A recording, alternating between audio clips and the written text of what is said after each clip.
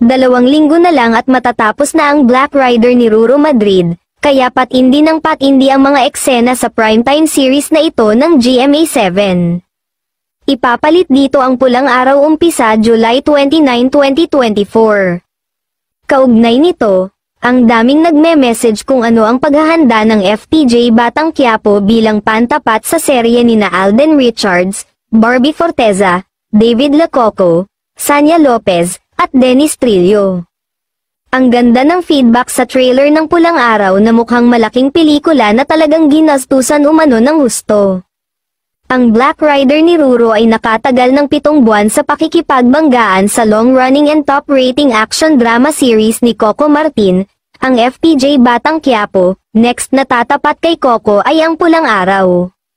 Lumalaban pa rin sa ratings ang Black Rider na talagang effort sila sa mga action scenes nila rito.